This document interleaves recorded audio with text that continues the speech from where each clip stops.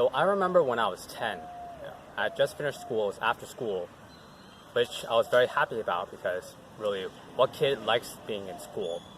So bell rung, and the school I went to, it was at the top of a hill. So all us kids, we all walked down to the bottom of the hill to congregate down there, which we did really practically every school day. We congregated at the bottom so that whether it's our parents coming to pick us up or we're getting on a school bus to go to after school program or go home, whatever it may be, we all waited there.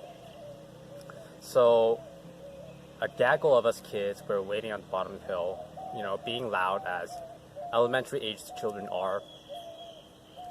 So we were waiting down there. I was waiting for my mom to pick me up.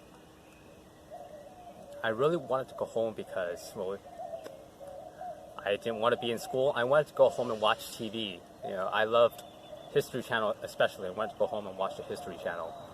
So when my mom finally turned the corner and I could see her in the distance, first of all, I was very happy to see her. And as I started walking towards her, one of the girls within that group of kids I was a part of, she made an offhand comment. She said, "Hey, is that your grandma?"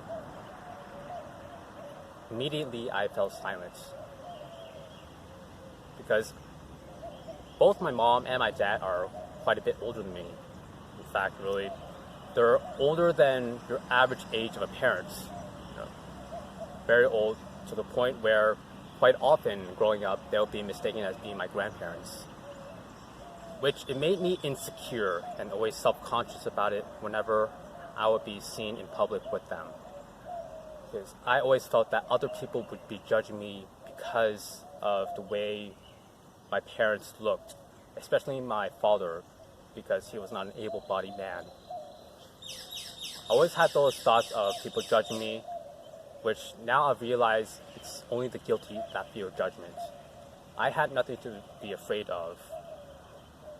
It was always a demon on the back of my mind, reminding me of the way my parents look and how they are different than the other parents. Especially as a kid with peer pressure, it's always important to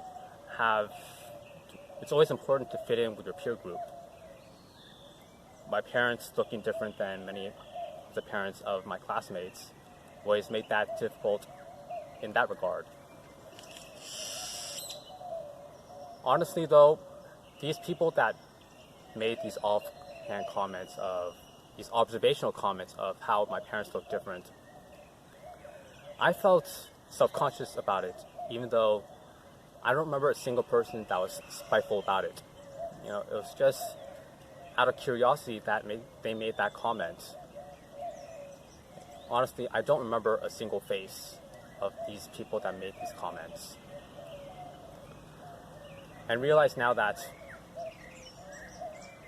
when someone asked me what my father did, I was unable to answer because I was embarrassed to tell them that he was retired.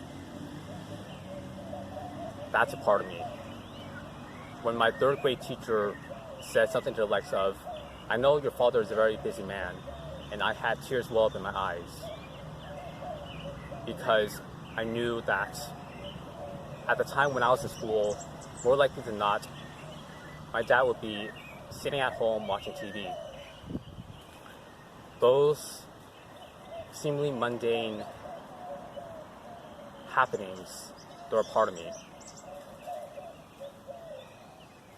And this self-consciousness always stuck with me through adolescence and to a certain extent, even to my early 20s. Realize now that, in life you do what you gotta do, you go where you gotta go, you achieve what you set out to achieve. But you always remember your roots. Remember where you came from. Because within those seemingly mundane moments, those insignificant happenings that occur day to day, there's always going to be a caveat that you find within those archives when you look back at them. Those caveats that become defining moments in your life. Those defining moments that I'm searching for and reflecting on in this video series. how can you reflect your vision of the world onto the outside world, instill the change you want to instill, without first holding up the mirror and looking at your roots first.